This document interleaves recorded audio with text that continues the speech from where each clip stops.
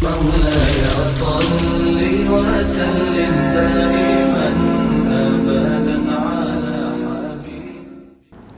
Bismillahirrahmanirrahim. Assalamualaikum warahmatullahi wabarakatuh. Ini nggak ada tiangnya dia. Hah? Coba tanya di kalau ada. Ini kalau sambil megang ini sulit jadinya. Iya, tiang mic.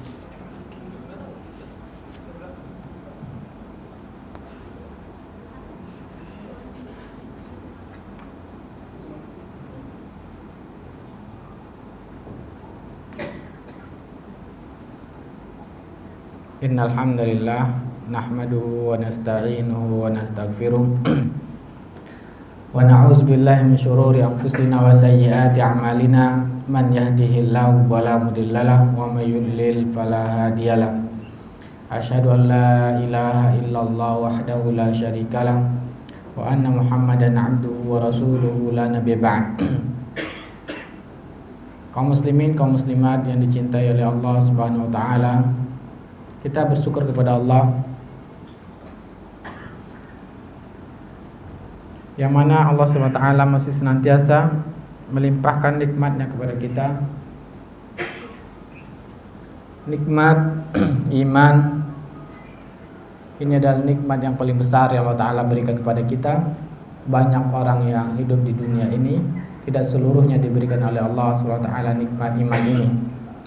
Artinya nikmat iman memeluk agama Islam, karena agama yang diterima oleh Allah Ta'ala adalah agama Islam. Inna dina indallahi al-Islam, hanya Islam yang diterima di sisi Allah Ta'ala. Kemudian tanda Allah mencintai seorang hamba, Allah akan memberikan pemahaman kepada hamba tersebut terhadap agama, karena Rasulullah SAW bersabda, Innallaha yu'tid dunya man ahabba man yuhibbu wa man la yuhibbu. Sungguhnya Allah Ta'ala memberikan dunia artinya yaitu harta, istri, kedudukan dan lain-lainnya. Allah memberikan ini kepada orang-orang yang Allah cintai dan orang-orang yang tidak cintai. Bahkan kita lihat banyak orang-orang yang kafir, ingkar kepada Allah. Di mata kita mereka memiliki dunia yang lebih dari orang-orang yang taat kepada Allah SWT. Akan tetapi Rasulullah SAW mengatakan wala yu'tid dina illa man habba. Allah tidak memberikan pemahaman agama kecuali orang-orang yang dicintai oleh Allah SWT. Jadi tanda Allah yang menciptakan kita, Allah lah yang menciptakan kita. Tujuan kita diciptakan adalah untuk beribadah kepada Allah SWT. Ketika seorang hamba dicintai Allah Ta'ala, maka tanda kebaikan bagi hamba tersebut. Jadi tujuan kita adalah untuk beribadah kepada Allah Ta'ala. Maka tanda kebaikan Allah mencintai seorang hamba tersebut ketika dia paham agamanya, yaitu paham bagaimana berakhlak kepada Allah, mentauhidkan Allah, takut kepada Allah. Ini tidak ada di buku ya. Ini pengantar pendahuluan. Pentingnya kita mempelajari ilmu agama. Karena tanda-tanda Allah mencintai seorang hamba ketika hamba tersebut paham masalah agama dari Islam secara seluruhan, bukan separuh-separuh, tapi dari segi akidah, dari muamalah, akhlak, keseluruhannya memahami ini. Karena Rasulullah SAW bersabda, man yuridillahu bi khairan yufaqihu fid din. Orang yang Allah berikan kebaikan bagi dia, Allah pahamkan masalah agama. Oleh karena itu wajib Allah Ta'ala wajibkan melalui lisan Rasulullah SAW, talabul ilmi faridatun ala kulli muslimin. Menuntut ilmu itu wajib bagi setiap muslim. Ilmu di sini yang dijelaskan Al-Quran dan Sunnah maksudnya adalah ilmu agama, yaitu bagaimana beribadah kepada Allah yang seharusnya beribadah kepada Allah, yaitu sesuai dengan tuntunan Rasulullah Sallallahu Alaihi Wasallam. Maka nikmat ini patut kita syukuri. Kita bersyukur kepada Allah. Sekarang kita dipertemukan Allah Ta'ala dalam waktu yang mulia, yaitu di bulan Ramadan. mana setiap harinya Allah Ta'ala memberikan ampunan bagi orang-orang ada yang diampuni dari api neraka. Semoga kita termasuk orang-orang yang keluar dari bulan Ramadan ini, orang-orang yang diampuni oleh Allah Subhanahu wa taala dari dosa-dosa kita.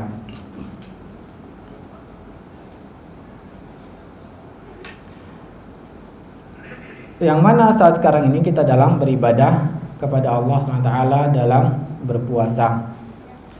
Kemudian pertemuan kita ini juga mengharapkan keridhaan Allah, yaitu untuk mempelajari hukum-hukum masalah umrah yang berkaitan nanti untuk beribadah juga Allah, beribadah kepada Allah Subhanahu wa taala.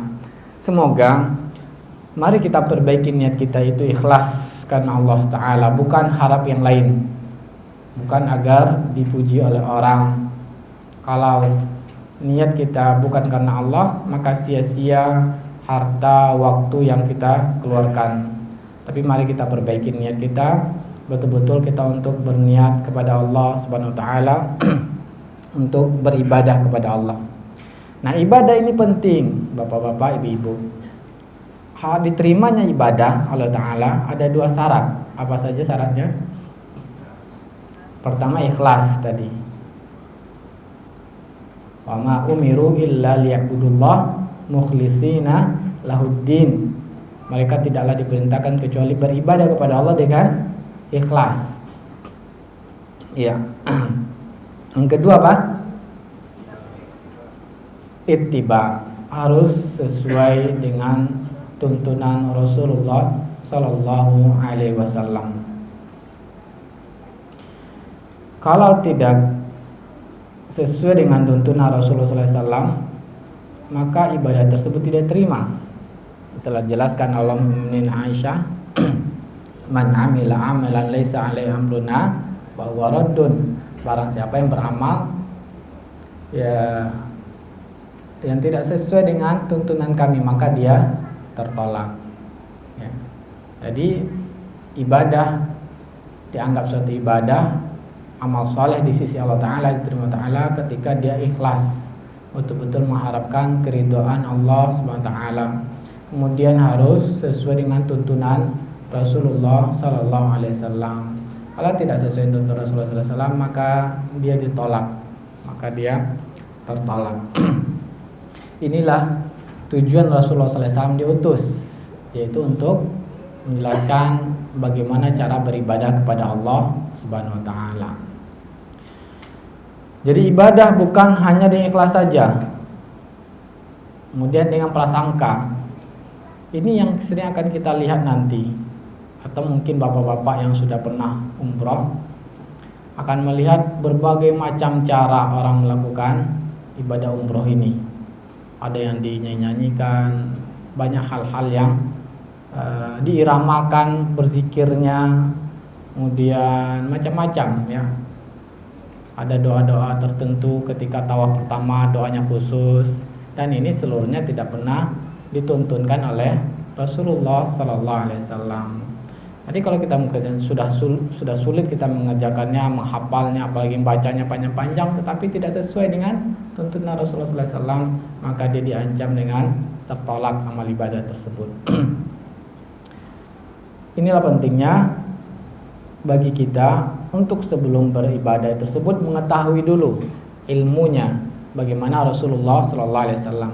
Maka Rasulullah sallallahu alaihi wasallam telah beliau mengatakan khuzu anni manasikakum, ambillah oleh kalian yaitu manasik dalam haji dan umrah. Maka penting kita untuk mempelajari ini saat sekarang ini, untuk mempelajari bagaimana beribadah kepada Allah Ta'ala dalam umrah, melaksanakan ibadah umrah yang sesuai dengan tuntunan Rasulullah sallallahu alaihi wasallam. Sebelum kita menjelaskan keutamaan, sebelum kita menjelaskan hukum-hukum mengenai umrah, keutamaan umrah. Ya, sini sudah ada di sini. Yang pertama menjelaskan Rasulullah sallallahu alaihi wasallam bersabda, hadis ini diriwayatkan oleh Muslim, al-umratu ilal umrati kaffaratun lima bainahuma wal hajjul mabrur laisa lahu jazaa'un illal jannah. Yang mana umrah ini mempunyai keutamaan yang besar di sisi Allah SWT, mempunyai kedudukan yang besar, sehingga dibentuk keutamaan dari umrah, mengerjakan umrah ke umrah yang lainnya tersebut itu akan menghapuskan dosa-dosa. Maksudnya dosa-dosa di sini adalah dosa-dosa kecil. Adapun dosa besar maka harus bertobat kepada Allah Subhanahu wa taala. Maksudnya dosa-dosa kecil. Ya. Wal hajjul mabrur laisa lahu jazaa'un illa jannah. Sedangkan haji yang diterima Allah taala maka balasannya adalah surga. Di sini menjelaskan bahwa umroh tersebut penghapus dari dosa. Kita sudah tahu tidak ada manusia yang bebas dari dosa. Pasti kita melakukan dosa. Maka di antara bentuk melebur dosa-dosa yang telah kita lakukan, baik yang itu yang tidak sengaja maupun yang sengaja tapi yang sifatnya kecil, maka Allah Ta'ala memberikan musim-musimnya. Cara-cara menghapuskan dosa di antaranya adalah melakukan umrah. Kemudian di hadis yang lain Rasulullah SAW bersabda yang diriwayatkan oleh Imam Ahmad, Imam Tirmizi dan sahih hadisnya, tabi'ul hajj wal umrah, iringilah ibadah haji dan ibadah umrah, fa innahuma yanfiyani al-faqra wa adz-dzunuba kama yanfi al-kiru khabas al-hadidi wal fiddati wal zahabi. Rasulullah SAW bersabda, ikutilah ibadah haji dan umrah. Artinya, lakukan ibadah haji dan ibadah umrah, maka sesungguhnya keduanya, ibadah haji dan ibadah umrah tersebut akan menghapuskan dosa-dosa dan menghapuskan kefakiran. Jadi ketika kita melakukan umrah, ingatlah, ini akan menghapuskan kefakiran dari kita. Ya, kita lihat Allah janjinya sungguh benar. Saya sudah mendengarkan cerita dari seseorang, dia menjual rumahnya untuk melakukan ibadah haji. Memang sudah menjual rumahnya. Dia yakin dan akhirnya terbukti setelah dia pulang dari haji, maka dia bisa membeli rumah lebih besar dari rumah sebelumnya. Ya. Tapi caranya dengan yakin kepada Allah, ikhlas kepada Allah Ta'ala, akhirnya Allah Ta'ala akan menghilangkan kefakiran darinya. Jadi menghilangkan kefakiran, kemudian menghapuskan dosa. Ya, menghapuskan dosa sebagaimana api menghilangkan karat pada besi, emas dan perak. Jadi ibadah umrah yang diterima oleh Allah Ta'ala, ibadah haji yang diterima oleh Allah Ta'ala, maka ini menghapuskan dosa dan menghilangkan kefakiran. Yakinlah, saya yakin bapak-bapak, ibu-ibu, kalau bukan karena iman, berat untuk membelanjakan harta, untuk melakukan apalagi yang sekeluarga, ya. Tapi ingatlah, Allah akan mengganti harta tersebut. Allah akan berikan keberkahan. Ini adalah bentuk keberkahan harta. Bentuk keberkahan harta pada seseorang, Allah jadikan dia berikan taufik hidayah pada orang tersebut membelanjakan harta untuk beribadah kepada Allah Ta'ala. Ketika diberikan keberkahan Allah Ta'ala, Allah tambahkan harta-harta yang lain dari rezeki yang lain. Dan tentunya kalau diterima oleh Allah Ta'ala, nanti di akhirat akan diberikan pahala surganya. Semoga kita termasuk orang-orang yang terima ibadah umrah kita. Tentunya harus kita pelajarinya, bagaimana tata cara yang dilakukan oleh Rasulullah SAW.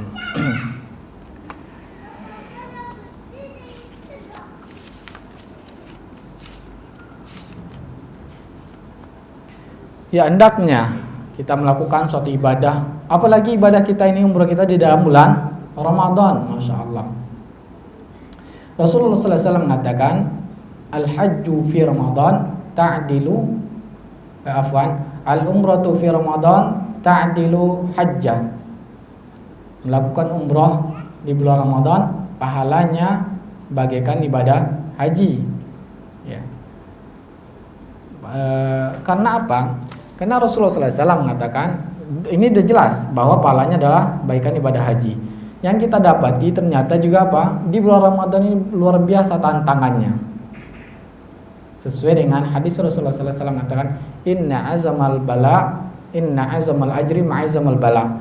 Sungguhnya besar pahala di sisi Allah Ta'ala sesuai dengan besarnya cobaan. Di bulan Ramadan ini untuk melakukan ibadah umroh, maka banyak tantangannya kita untuk beribadah kepada Allah SWT. Suasana yang kita haus, lapar, orang yang juga begitu luar biasa dari penjuru dunia. Seluruh orang berusaha mereka menghadiri Masjidil Haram ini dan Masjid Nabawi ini.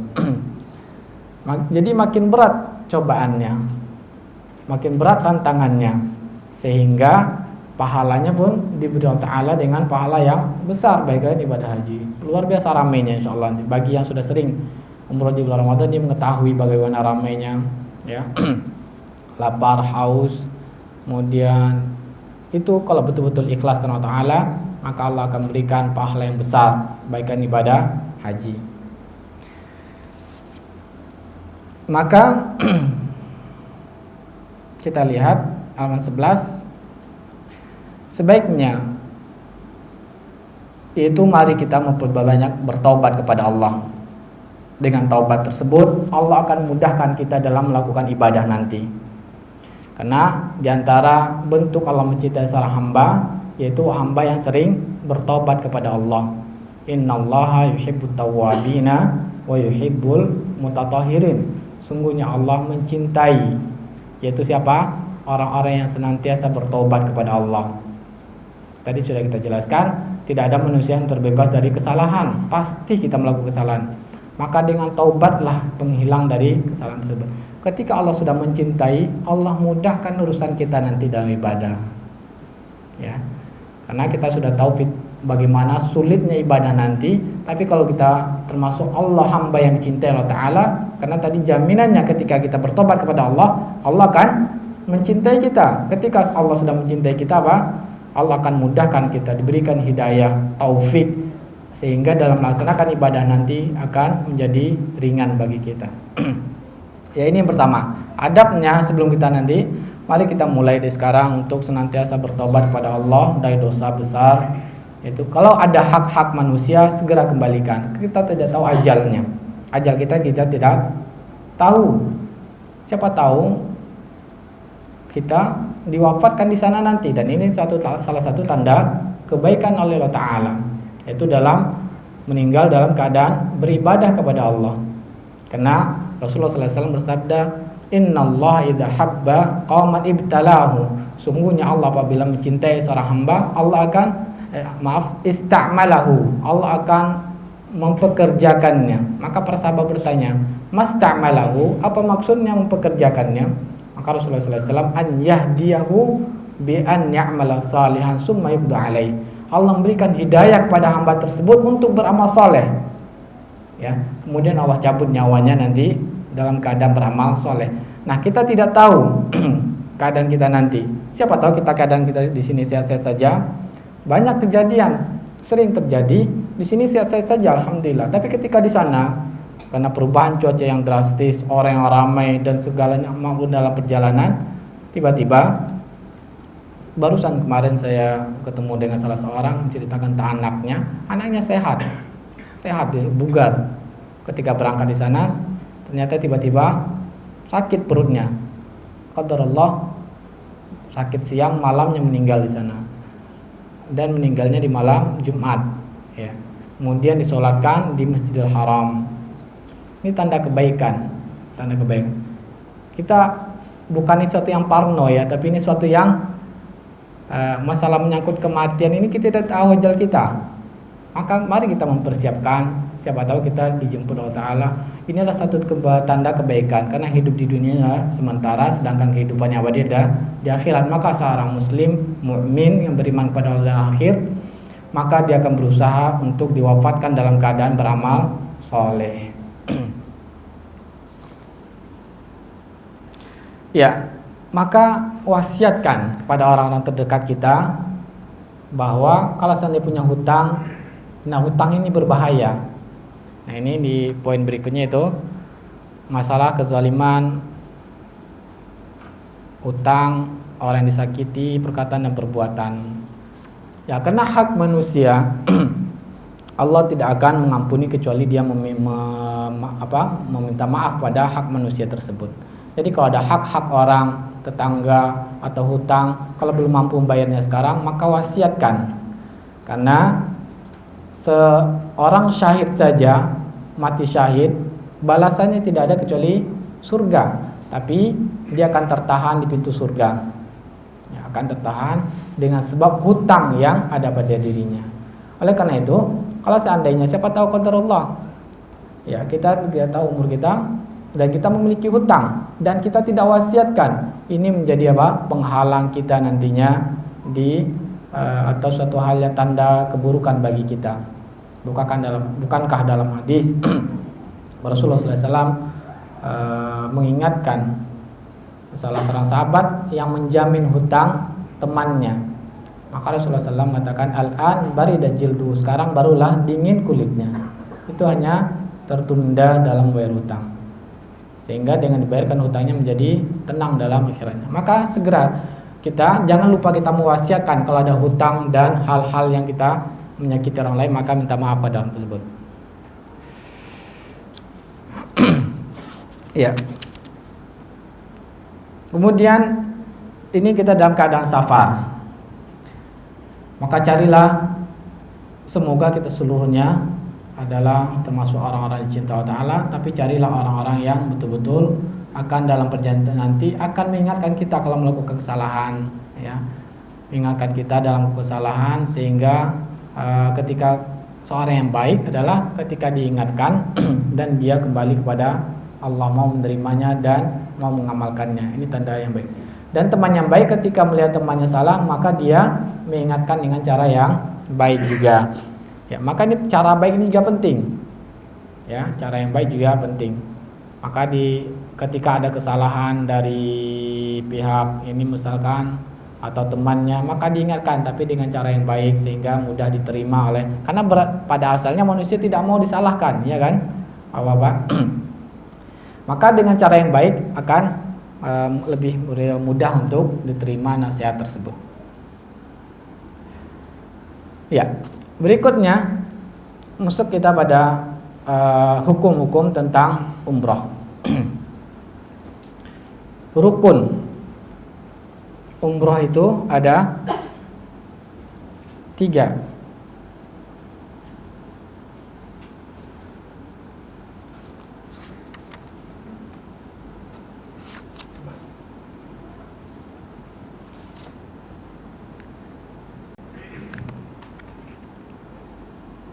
Yang pertama ihram. Nanti akan kita jelaskan apa yang maksudnya ihram. Kemudian tawaf, bagaimana pelaksanaan tawaf secara rinci akan kita jelaskan. Kemudian sa'i. Kalau salah satu rukun ini tertinggal, tidak dikerjakan atau tidak sesuai, maka dia menjadi umrohnya jadi batal, tidak diterima oleh Allah Ta'ala. Kemudian berikutnya yaitu wajib umroh. Wajib umroh artinya ketika dia melakukannya dengan sengaja maka dia berdosa. Melanggarnya maka dia berdosa, maka wajib bayar dam. Bayar dam. Damnya yaitu menyembelih kambing di sana. Menyembelih kambing di sana diberikan pada fakir haram, orang-orang fakir di sana. Kalau dia tidak mampu, maka dengan berpuasa 10 hari. Dengan puasa 10 hari. Kalau tidak maka beri makan orang miskin. Maka dia berdosa, maka juga selain berdosa maka wajib bertobat kepada Ta'ala, dan setelah itu dia wajib dam. Apa saja wajib umrah? Yang pertama adalah ihram di miqat. Ihram di miqat. Yang kedua adalah mencukur rambut. Nanti akan kita jelaskan secara rinci. Ya, selain dari ini adalah sunnah-sunnah umrah yang sangat dianjurkan. Makin banyak kita melakukan sunnah ini, makin Allah mencintai kita, ya. Karena Rasulullah SAW bersabda, la yazalu abdi yataqarrabu ilayya bin nawafil hatta uhibbahu. Senantiasa hambaku melakukan hal-hal yang dianjurkan kepadaku. Maksudnya nawafil, ibadah-ibadah sunnah. Nah, ini umrah juga ada sunnah-sunnahnya.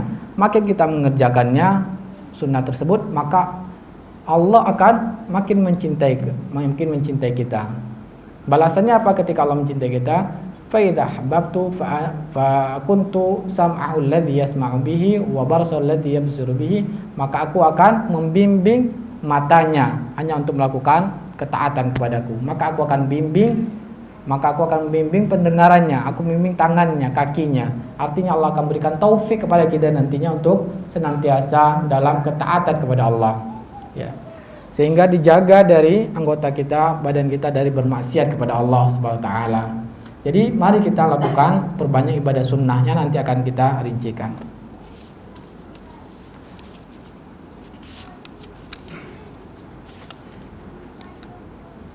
Ya, kita berangkat dari sini. Kemudian seluruhnya kita mulai dari Madinah nanti. Kita mulai dari Madinah. Maka dianjurkan karena di sekarang ini masa yang rame, maka sebelum kita melakukan, tentunya itinerary-nya saya belum lihat juga ini berapa hari gitu. Ini berbeda-beda ya di kelompok ini, ada 3 kelompok ya, ada 2, ada yang di luar Ramadan, ada yang dalam ada yang awal Ramadan, ada yang akhir Ramadan ya. Kita juga belum lihat. Intinya nanti kita sepertinya seluruhnya mulai dari Madinah ya. Berarti sebaiknya, saya tidak tahu berapa hari di Madinah, mungkin berbeda-beda ya, berbeda-beda.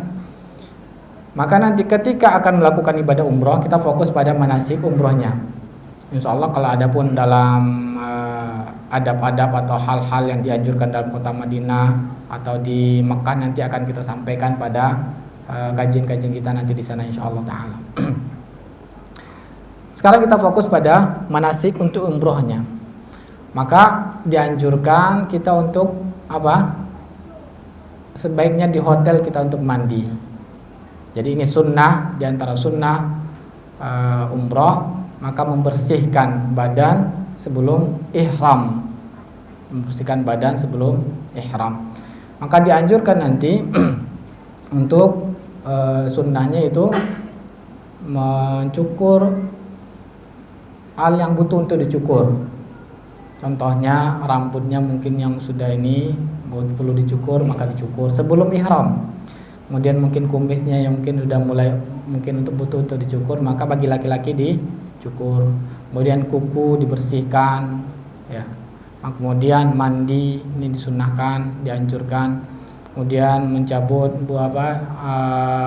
bulu yang mengganggu, bulu ketiak ya.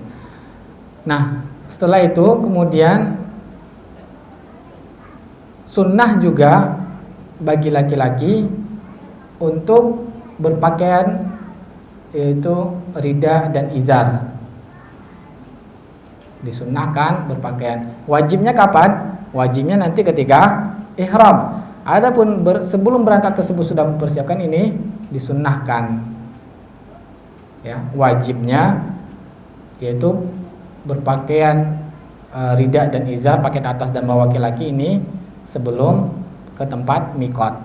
Maka sebaiknya nanti karena nanti biasanya orang-orang di mikot ini ada nanti masjid. Kalau Madinah berarti mikotnya di mana? Yang Zulhulaifah atau dikenal dengan Bir Ali ya. Zulhulaifah atau dikenal dengan Bir Ali. Maka kita mandi dulu. Nanti mandi dulu, dianjurkan membersihkan badan, kemudian menuju mikot. Kira-kira jaraknya itu mikot di kalau Madinah ke Bir Ali itu kira-kira setengah jam atau 1 jam, lupa saya. Setengah jam kayaknya ya. Nah, sampai di sana. Kalau bagi yang belum sempat tadi mandi, maka di sana nanti ada masjid. Ya, ada masjid. Masjid itu adalah memang untuk orang yang bermukim di Bir Ali itu. Jadi tidak ada sunnahnya harus ngambil ihramnya di masjid tersebut, tidak ada. Tapi di Bir Ali secara keseluruhan itu, maka dia bisa untuk melakukan mulai ihram. Tidak ada khusus harus di masjid, harus mandi di sana, tidak ada. Tadi sudah kita jelaskan, sebaiknya karena nanti ramai, maka di hotel sebelum diberangkat maka sudah membersihkan tersebut. Tapi itu ramai, sebaiknya lakukan di hotel. Kalau ada yang belum sempat, maka mandi di sana. Nah, ini kesalahan yang sering terjadi, menjadikan di sana tempat berpakaian untuk di masjid tersebut untuk mandi dan segala macam. Akhirnya akhirnya antri yang lama, ya, akhirnya ada yang menyakiti orang mungkin kan, karena lama antrinya akhirnya menggedor-gedor pintu. Nah, ini padahal tidak ada dianjurkan harus di masjid tersebut untuk ambil mikot.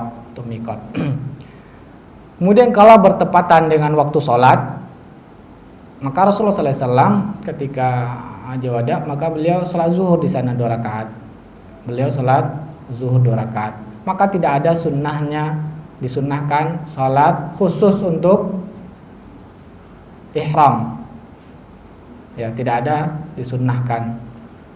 Tidak ada sholat khusus untuk ihram. Tapi kalau memang waktu sholat, maka kita sholat di sana, di Bir Ali tersebut ada masjidnya.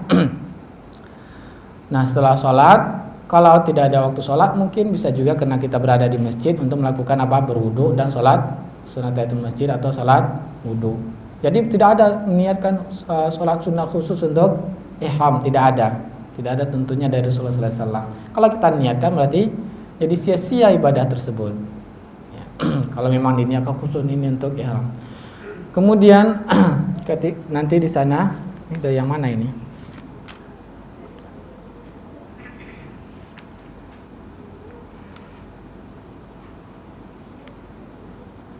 Ya, berarti kita nanti Zulhulaifah ya, halaman 16 di Zulhulaifah. Itu adalah atau Bir Ali.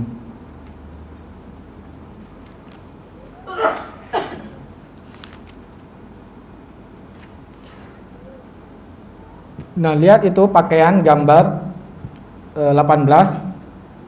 Maka pakaian ihram laki-laki itu satu di atas, satu di bawah.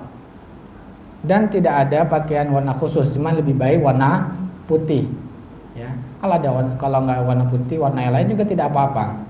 Cuma lebih abdolnya adalah warna putih karena di antara bentuk ini adalah pakaian warna putih yang dicintai oleh Rasulullah SAW. Ada pula perempuan tidak ada pakaian khusus,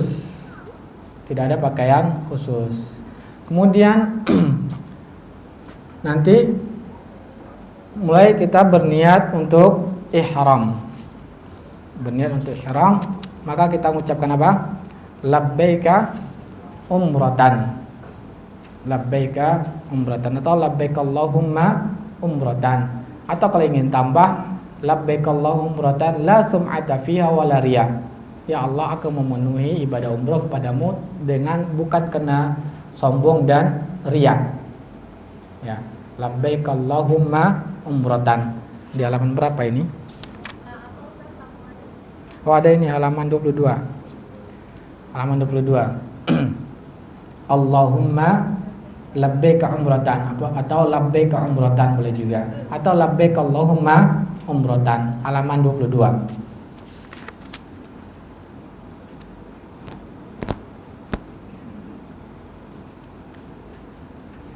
Ya.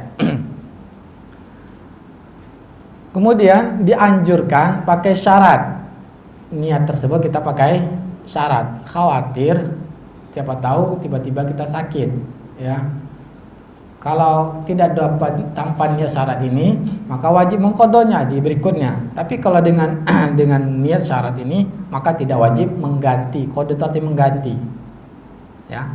Jadi ketika niat untuk melakukan ihram tersebut, sebaiknya dianjurkan kita untuk meniatkan dengan syarat ini. Yaitu apa? Syaratnya fa in habasani habisun famahilli haitsu habasatni. Jika ada sesuatu penghalang, siapa tahu kita sakit atau ada hal-hal yang tidak bisa meneruskan ibadahnya. Kalau tanpa syarat ini wajib kita mengganti di waktu lain, karena Allah Ta'ala mengatakan wa atimul hajja wal umrah. Artinya apa? Sempurnakanlah ibadah haji dan ibadah umrah. Kalau diniatkan dengan ini, maka otomatis maka tidak wajib kita menggantinya. Ini yang dijelaskan oleh para ulama. Ya. Jadi dianjurkan kita, maka kita mengucapkan apa? Labbaika Allahumma labbaika umratan fa in habasani habisun famahilli haisu habasatni. Ya. Bapak-bapak, ibu-ibu, dianjurkan nanti buku ini di bawah ya. Karena tidak dianjurkan doa, niat itu dituntun, tidak ada. Ya. Maka masing-masing, tidak ada tuntunannya Rasulullah SAW menganjurkan ketika berdoa di satu orang udah diaminkan, tidak ada. Maka masing-masing, maka bawa masing-masing, membaca masing-masing.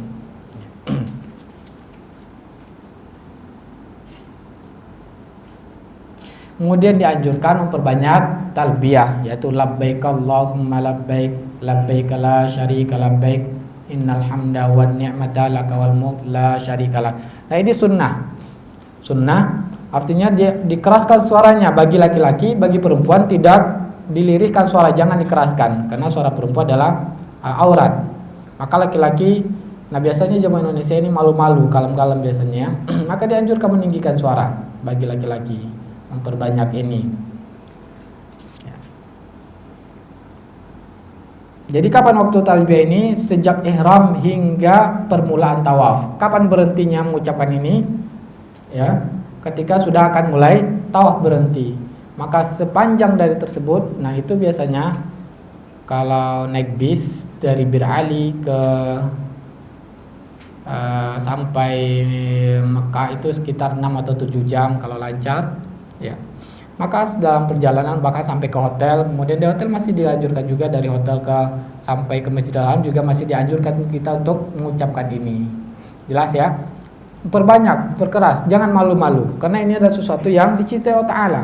Karena Allah menyukai hal yang sunnah ini. Ketika kita banyak mengerjakan, Allah akan makin mencintai kita. Jangan malu-malu, yakin, karena kita ada ilmunya. Dengan ilmu kita bisa jadi yakin.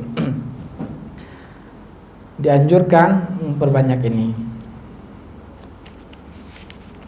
Maka ketika sudah ihram itu, apa yang ihram itu artinya apa? Yang sebelumnya halal menjadi haram dengan dimulainya niat untuk melakukan umrah. Maka yang pertama diharamkan apa?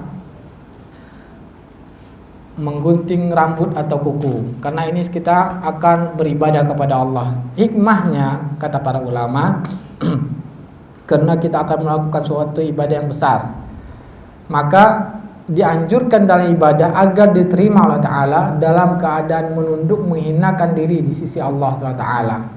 Ya. Adapun menggunting kuku, membersihkan rambut, ini bentuknya taraf. Taraf itu artinya membersihkan diri. Sedangkan dari ibadah umrah ini maka dianjurkan untuk kita tidak membersihkan diri tersebut. Maka dianjurnya sebelumnya, kalau sudah masuk ihram maka menjadi larangan. Ya. Ini dijelaskan oleh para ulama. Kemudian larangan berikutnya, memakai pakaian dijahit bagi laki-laki. Ya. Maka bagi laki-laki tidak lagi boleh memakai pakaian yang berjahit.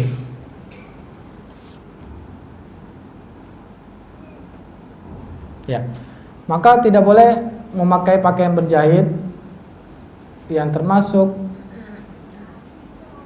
pakaian berjahit, karena Rasulullah SAW mengatakan tidak boleh memakai komis. Komis itu baju yang dijahit, atau mungkin bahasa kitanya kemeja. Kemudian sarawil, itu celana yang berjahit. Kemudian sepatu, ya, ini dilarang bagi laki-laki. Kemudian yang menutup kepala. Nah, peci ini tidak boleh karena ini bentuknya akan menutupi wajah badan. Maka ini tidak boleh, ini larangan. Sudah menjadi haram ketika itu. Maka juga tidak memakai sarawil, itu celana, maka semakna dengan sarawil itu celana dalam. Maka tidak dibolehkan. Ini adalah sesuatu yang dilarang, diharamkan kalau ketika sudah haram dalam keadaan muhrim. Ya, jadi tidak boleh pakai sepatu, harus pakai sendal nantinya. Tidak boleh harus kepala tidak boleh pakai peci. Ya. Terus bagaimana dengan payung? Maka dibolehkan payung atau berlindung di bawah atap mobil atau di bawah pohon, ini boleh.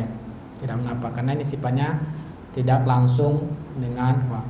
Adapun kita lihat teruskan, maka haram berikutnya adalah memakai wangi-wangian. tidak boleh pakai wangi-wangian. Baik ketika sebelum tadi waktu kita mandi, maka ketika mandi itu dianjurkan kita memakai wangian di badan bagi laki-laki. Adapun bagi perempuan haram hukumnya, tidak boleh. Bagi laki-laki dianjurkan pakai wangian di badan, bukan di kain ihramnya. Tidak boleh kain ihram, karena kalau kain ihram akan memberikan bekas bau wangi di pakaian ihramnya, ya. Maka tidak boleh pada pakaian ihramnya. Kemudian dilarang membunuh binatang buruan darat, ya, dilarang membunuh atau membantu untuk memburu atau memakan hasil buruan. Misalkan ada orang yang habis berburu, kemudian ditawarkan kepada kita, juga dilarang kita untuk makannya, haram hukumnya, ya. Ini adalah sifatnya buruan. Kalau yang bukan buruan seperti ayam, ini hewan jinak, maka boleh kita makannya. Tapi kalau hasil buruan dari binatang liar, maka orang muhrim tidak boleh memakan binatang tersebut. Kemudian bersetubuh, maka ini akan membatalkan ibadah ihramnya. Kemudian akad nikah, ya, tidak boleh melakukan akad nikah.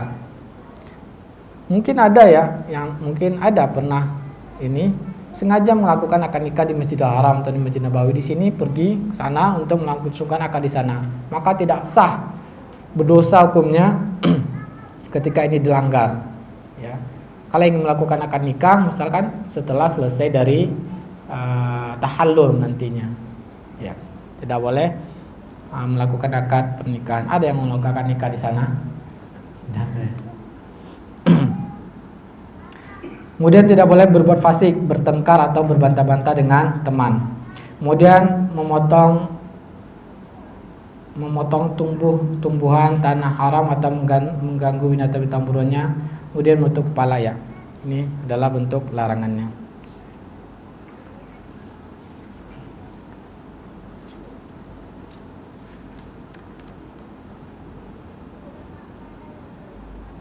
Kalau ini dilanggar, maka wajib dam.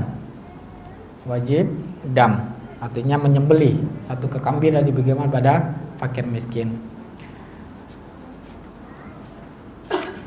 Ya, tadi kita sudah sampai ihram.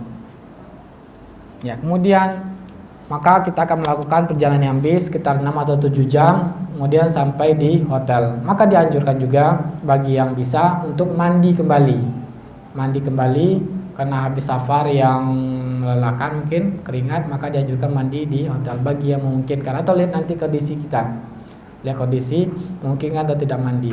Tapi ketika mandi dianjurkan jangan pakai wangi-wangian, ya, jangan pakai sabun, walaupun ini yang sifatnya wangi maka jangan digunakan, ya. Maka cukup dengan nyiramin air badan dengan air saja sudah segar untuk melakukan ibadah, karena dianjurkan ibadah itu dalam keadaan segar. Dengan mandi dengan terkena air, maka kita akan lebih segar untuk melakukan tawaf dan ibadah-ibadah lainnya nanti. Tapi jangan memakai wangian. Kemudian juga hati-hati, jangan sengaja memakan rambut-rambut sehingga terlepas, yang nanti akan wajib dam nantinya. Ya, kemudian dianjurkan berwudu sebelum masuk Masjidil Haram. Ya, sebelum masuk Masjidil Haram berwudu di hotel atau terdapat nanti kamar-kamar mandi yang ada di sekitar pintu gerbang akan masuk Masjidil Haram. Dianjurkan berwudu dulu. Karena akan melakukan tawaf harus dalam keadaan suci. Tidak sah kalau tawaf dalam keadaan tidak berwudu. Kemudian ketika masuk Masjidil Haram, maka kita mendahulukan kaki kanan seraya membaca doa Bismillah wassalatu wassalamu ala rasulillah a'udzubillahil azim wa bijil karim wa sultanil qadim minasyaitonir rajim Allahumma ftahli abwaaba rahmatika. Atau bisa juga Bismillah Allahumma sholli wassalatu wassalamu ala rasulillah Allahumma ftahli abwaaba rahmatika. Atau bisa juga Bismillah Allahumma ftahli abwaaba rahmatika. Ya, ini dianjurkan. Kemudian dianjurkan kita untuk ittiba bagi laki-laki. Kalau ada yang terlewatkan nanti silakan di sesi tanya jawab, ya, kalau ada, atau mungkin yang nanti ada Ustaz Wandi kita tanya jawabnya. Kemudian bagi laki-laki ada yang terlewatkan bagi perempuan tadi. Ya, bagi perempuan tidak ada pakai ya. Bagi larang perempuan, di sini ada larang perempuan tadi. Maka perempuan tidak boleh pakai niqab. Wala tanaqabu wala talbisu khuffazaini. Perempuan nanti ketika ihram tidak boleh pakai niqab. Niqab itu artinya apa? Yang ada yang tutup kepala ke bawah atau cadar ya biasanya. Itu tidak dibolehkan. Tapi buat dibolehkan kalau yang kita wajah itu dengan tangan atau selain jilbabnya yang turun ke bawah, jilbabnya sebagaimana mukminin Aisyah katakan, kami ketika melakukan dengan Rasulullah SAW, ketika lewat orang-orang laki-laki maka kami menjulurkan jilbab kami. Ketika mereka sudah pergi maka kami buka lagi wajah kami. Maka yang bagi ingin dibolehkan bagi wanita menutup dengan tangan atau dengan kain jilbabnya atau dengan kayu atau dengan tisu, maka ini dibolehkan. Yang dilarang itu memakai niqab yang langsung menutup pakai cadar dengan wajah. Ini dilarang, tidak dibolehkan. Dan juga tidak boleh memakai yaitu sarung tangan. Tadi dibolehkan memakai sarung tangan ketika nanti dalam ihram. Kenapa? Karena akan melakukan selang ini yang dijelaskan oleh Rasulullah SAW, wala tanaqabu wala talbisu khuffazaini.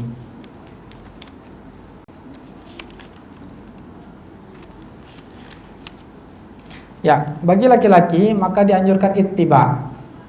Ittiba nanti insya Allah akan diperagakan bagaimana cara memakai pakaian ihram ini yang biar tidak gampang lepas ya. Tapi insya Allah nanti ada ininya, ada ikat pinggangnya. Ada ikat pinggang yang ini kayaknya sebelum kita lanjutkan, yang udah sering umroh coba tunjuk tangannya. Kalau udah sering nggak perlu kita rinci. Ya, coba angkat tangan yang udah pernah umroh. Angkat tangannya apa ya Pak, ibu-ibu yang sudah angkat tangannya yang sudah pernah umroh. Sudah pernah umroh. Jangan malu-malu Bapak Ibu. Artinya saya akan mengukur dengan waktu kita yang tersedia ini. Hah? Yang laki-laki bapak-bapak coba angkat tangannya sudah pernah umroh. Oh masih ada juga, masih banyak juga yang belum ya. Nanti Bu, nanti ada sesi tanyanya. Jadi perlu juga kita jelas dari secara rinci ya. Masih banyak yang belum pernah melakukan ibadah umroh. Maka dianjurkan ittiba, nanti akan diperagakan cara memakai pakaian ihram. Ittiba itu adalah lihat gambar sebelah kirinya tersebut, yaitu menjadikan ini lengan kanan ini kelihatan. Nanti ada caranya ittiba. Maka akan mulai tawaf melakukan ittiba ini, dan ittiba ini hanya selama tawaf. Ketika sudah tawaf ditutup kembali karena akan melakukan ini. Ya, kemudian mulai untuk tawaf. Maka ketika tawaf kita dimulai dari Hajar Aswad. Dimulai dari Hajar Aswad.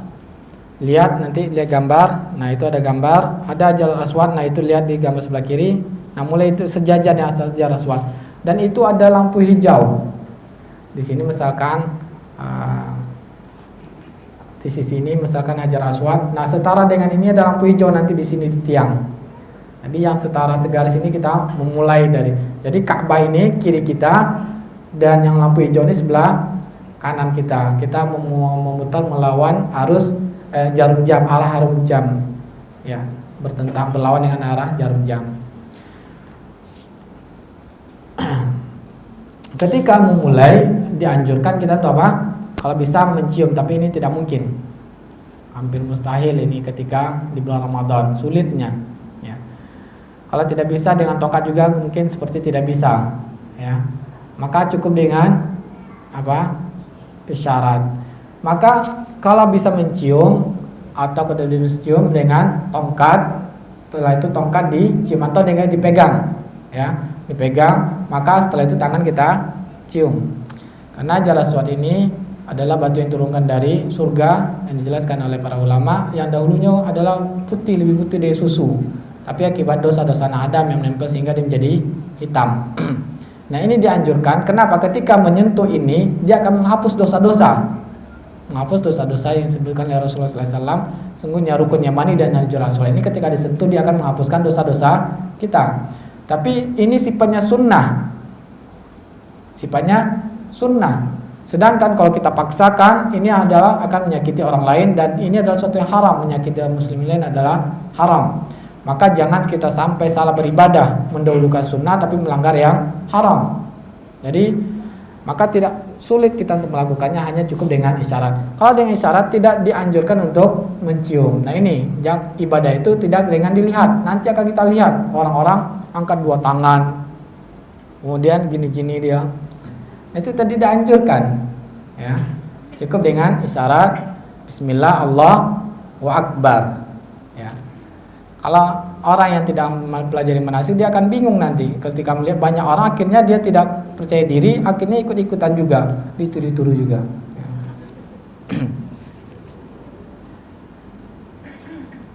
Ya, diucapkan Bismillah Allahu Akbar.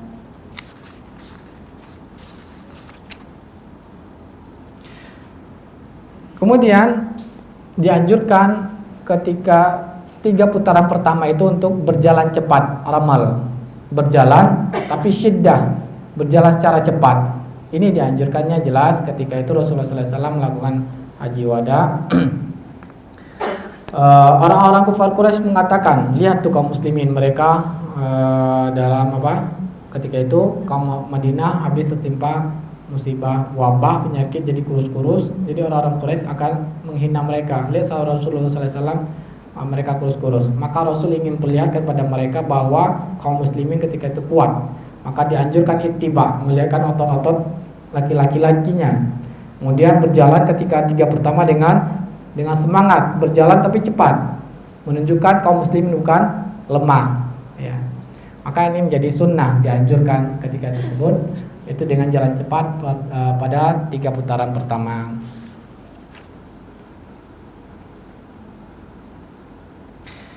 Ketika sampai rukun Yamani, kita lihat gambar yang tadi. Rukun Yamani itu satu sisi dengan Hajar Aswad. Ya, satu sisi dengan Hajar Aswad. Nah, lihat itu rukun Yamani ada itu satu sisi. Nah, ketika sampai rukun Yamani, tapi tidak sunnahnya itu menyentuhnya dengan tangan, karena tadi hadis Nabi mengatakan bahwa dengan menyentuhnya akan menghapuskan dosa-dosa. Tapi ini sulit untuk dikerjakan, maka tidak dianjurkan dengan isyarat. Kalau Hajar Aswad tadi dengan isyarat, tapi rukun Yamani tidak perlu dengan isyarat. Nah, orang-orang banyak itu melakukan, hampir mayoritas melakukan dengan isyarat di sana, padahal tidak dianjurkan. Ya, tidak dianjurkan. Maka jangan kita nanti melakukannya. Yang dianjurkan ketika itu apa? Rasulullah SAW mengatakan baca doa yang khusus, yaitu Rabbana atina fid dunya hasanah wa fil akhirati hasanah wa qina adzabannar. Ya. Kemudian ketika setelah sempurna melakukan 7 kali tawaf, maka keluarlah dari tawaf. Nah, dalam tawaf ini mungkin kalau terpotong dengan sholat, ya, misalkan azan, berhenti kita, cari langsung cari posisi untuk sholat. Ya, kalau perempuan langsung cari saf untuk khusus bagi perempuan, di belakang nanti tempat khusus bagi perempuan. Maka tidak boleh perempuan safnya di saf laki-laki, maka berdosa perempuan kalau sholat di saf laki-laki. Tapi kalau dia sulit untuk keluar karena padatnya sehingga sulit dia keluar dari sana di putaran tawaf tersebut, saking padatnya, maka la yukallifullahu nafsan illa wus'aha, maka tidak mengapa dia sholat di mana tempatnya. Tapi harus sebaiknya dia kalau sudah azan sebaiknya keluar. Yang ibu-ibu itu tapi ada penjaganya nanti, askarnya ketika sudah azan akan disuruh ibu-ibu keluar menuju saf khusus perempuan. Nah, itu banyak orang yang melawan. Banyak ibu-ibu yang terus dia putar padahal sudah diperintahkan untuk karena akan dilakukan sholat. Maka misalkan kita dapat 3 putaran, sholat dulu. Nah, setelah selesai sholat, maka langsung mulai lagi. Mulainya apakah dari awal atau sampai berhenti tadi? Maka mulai dari yang sampai berhenti tadi. Misalkan sudah dapat 3. Nah, ini sering lupa nanti. Karena ramainya orang. Berapa tadi jumlahnya? Ya, ini diingat-ingat ya. Apakah dengan jari atau apa? Maka tidak ada doa khusus ketika tawaf, tidak ada khusus mereka tawaf pertama doanya ini, tawaf kedua ini, tidak ada. Maka di ketika itu diperbanyak tahlil, yaitu la ilaha illallah, subhanallah, atau subhanallah, alhamdulillah, atau membaca Quran yang bisa dihafalnya, atau membaca Quran ya. Maka boleh berbicara, karena Rasulullah SAW ketika melihat tawaf, beliau melihat dua orang yang satunya diikatnya dengan tangannya pakai sesuatu, apakah kain atau tali, maka diputuskan Rasulullah SAW. Maka Rasul berkata ketika itu, qud biyadihi, bimbinglah dia dengan tangannya. Jadi kalau ibu-ibu atau istri nanti kalau ingin dibimbing oleh apanya, dengan tangannya atau dengan ya ini dianjurkan Rasulullah SAW. Atau boleh juga misalkan pegang kain ihram bapaknya biar ini nanti ya. Maka perempuan tidak dianjurkan tapi keadaannya sempit, maka qadarullah la yukallifullahu nafsan illa wus'aha. Ya, keadaan yang begitu padat, maka sebisanya kita melakukan tawaf.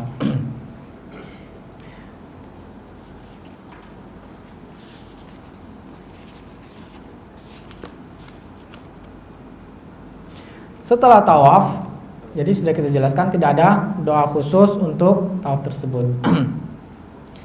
Kemudian menuju makam Ibrahim dan seraya mengucapkan wattakhidhu min maqam Ibrahima musalla. Ya, kemudian salat di makam Ibrahim. Tapi ini selalu ramai. Maka kalau tidak memungkinkan, salatlah dimanapun yang bisa kita untuk salat. Tidak mesti harus memang dianjurkan di belakang makam Ibrahim, tapi karena padatnya dan susah, maka cari tempat yang bisa kita untuk melakukan ibadah salat. Kemudian setelah itu ketika dalam salat tersebut dianjurkan apa? Baca Al-Fatihah dan baca Al-Kafirun dan rakaat keduanya Al-Ikhlas. Rakaat pertama Al-Kafirun, rakaat keduanya Al-Ikhlas. Maka setelah tadi sudah saya ingatkan bahwa selesai tawaf itu pakaian ihramnya itu ditutup kembali, kemudian sholat. Kemudian setelah sholat maka minum air zam-zam. Ya, minum air zam-zam ini adalah air yang berkah. Rasulullah SAW mengatakan, innaha mubarakatun, sungguhnya dia adalah air yang penuh keberkahan, banyak kebaikan pada air tersebut. Ta'amu tu'min adalah makanan yang mengenyangkan, wa shifa'u suqmin, dan dia adalah obat dari segala macam penyakit. Maka dianjurkan kita setelah itu meminum air zam-zam dan membasahi kepala ya. Nah, ini yang dilakukan oleh Rasulullah SAW. Minumnya jangan malu-malu, karena Rasulullah SAW mengatakan membedakan orang munafik dengan mukmin. Maka orang mukmin dia meminum zam-zam dengan sampai memuntah. Ya, banyak minumnya sampai rasanya mau muntah.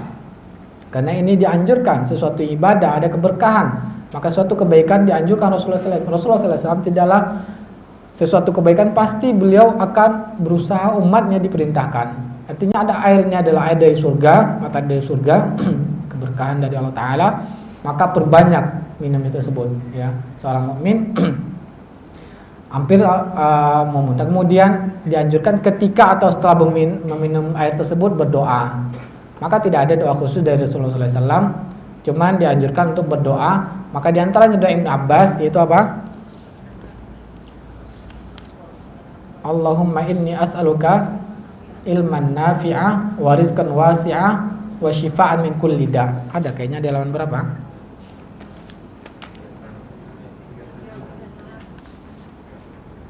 Ya. Nah, ini doa yang diucapkan oleh Ibnu Abbas. Kemudian pergi ke sofa. Setelah itu maka kita naik ke atas menuju sofa. Lantai berapa itu? 3 kalau nggak salah. Iya, lantai 3. Berapa? Lantai 3 nggak salah. Naik ke puncaknya.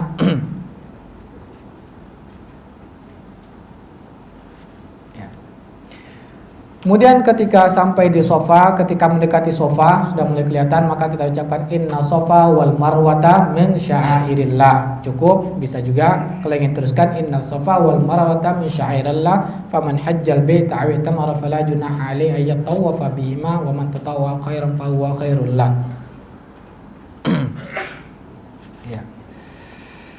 Kemudian mengucapkan abda'u bima bada Allah bihi. Abda'u artinya saya memulai dengan yang Allah mulai. Karena Allah mulai inna sofa wal marwata. Artinya kita mulai dari sofa. Maka dianjurkan kita mengucapkan abda'u bima bada Allah bihi.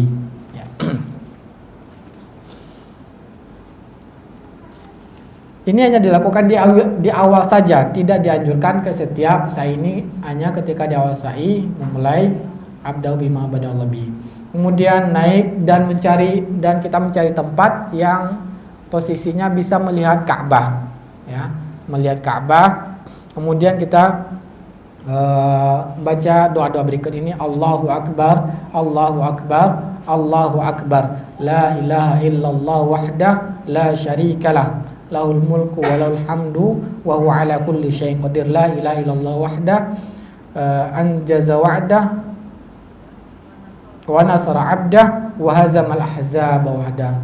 Ya, kemudian setelah itu dianjurkan laki-laki mengucapkan yang suara keras, maka perempuan dengan tidak menggeraskan suaranya. Ya. Nah, ini bukunya di bawah ya, ibu-ibu, bapak-bapak, di bawah.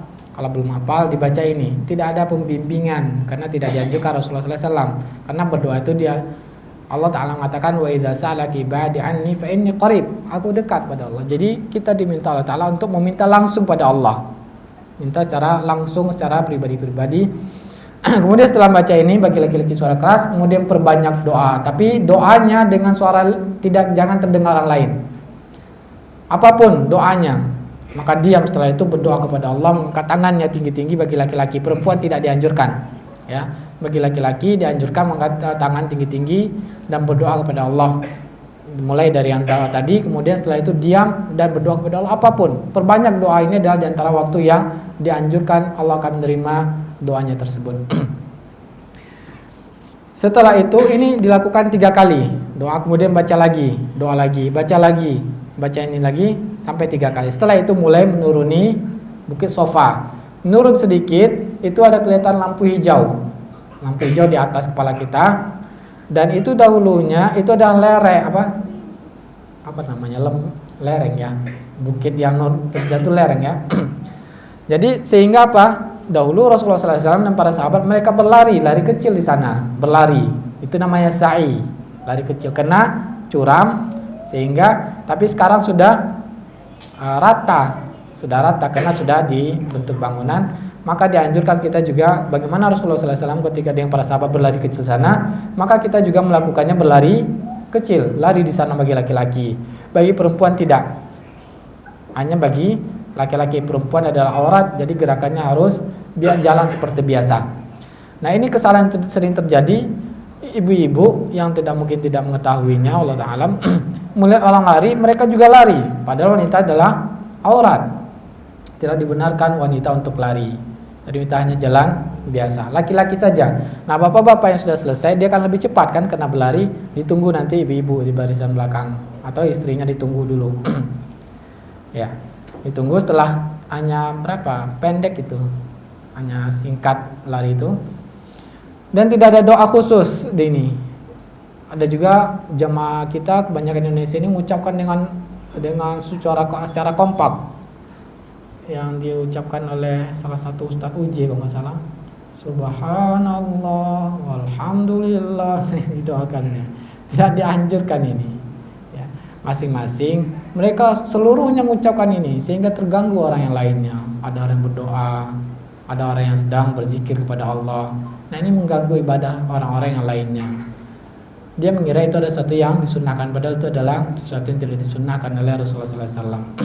Maka dianjurnya masing-masing mengucapkan masing-masing Subhanallah walhamdulillah wala ilaha illallah wallahu akbar, atau alhamdulillah atau Allahu akbar, terserah. Baca Quran juga boleh. Berbicara yang baik-baik, jangan sampai ada berbicara yang tidak ada hajat.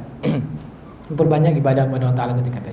Sampai di Marwah, lakukan lagi seperti tadi, lihat Ka'bah, lakukan lagi seperti itu. Berarti 7 kali. Kalau mulai dari Sofa berakhir di mana? Marwah. Karena satunya gimana? Misalkan ini Sofa, ini Marwah. Satunya ini Sofa satu atau satu? Ya. Dari Safa ke Marwah 1. Dari Marwah ke Safa 2, 3, 4, 5, 6, 7. Berakhir di Marwah.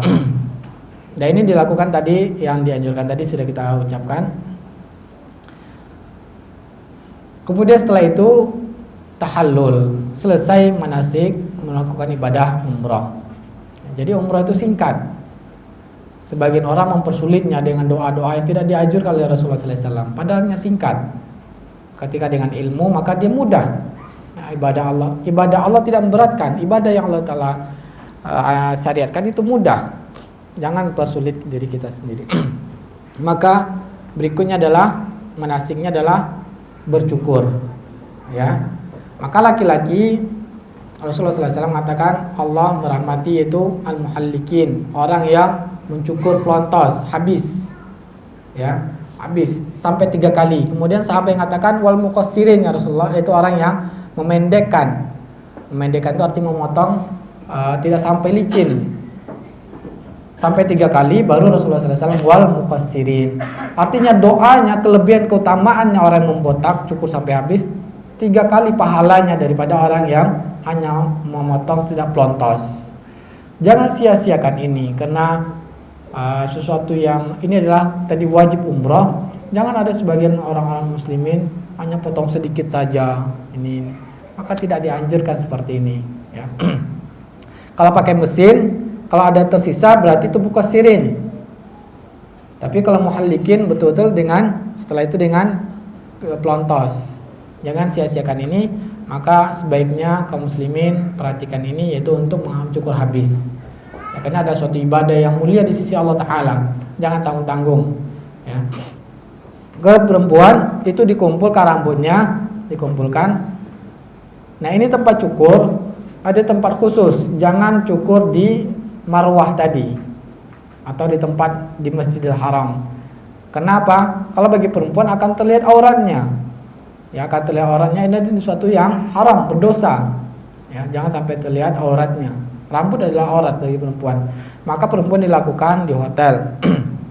Ya, kesalahan yang terjadi dilakukan di Marwah atau tempat-tempat yang akan mengotori masjid, ini sesuatu yang berdosa, dosa besar, apalagi dilakukan di Masjidil Haram, tempat sesuatu yang mulia di sisi Allah Ta'ala, yang pahalanya dilipat gandakan. Otomatis para ulama mengatakan ketika melakukan maksiat di sana juga akan dilipat gandakan juga oleh Allah Ta'ala.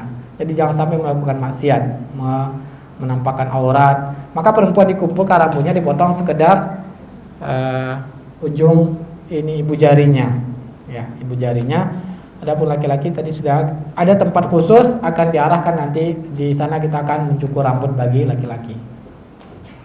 Selesai manasik umrah. Selanjutnya itikaf ya. Tapi waktu kita udah habis itu.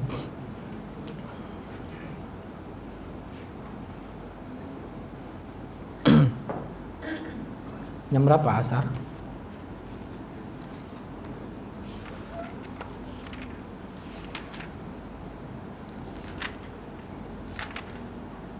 Deh, asar jam berapa deh?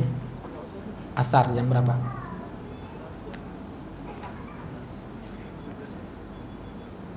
Kita cukup dulu 5 menit lagi. Ya, kita cukupkan dulu. Masalah itikaf insyaallah kalau ada waktu kita lanjutkan nanti setelah sholat. Ya, kita tutup dengan doa kafaratul majlis. Subhanakallahumma bihamdika asyhadu an la ilaha illa anta astaghfiruka wa atubu ilaik. Wassalamualaikum warahmatullahi wabarakatuh.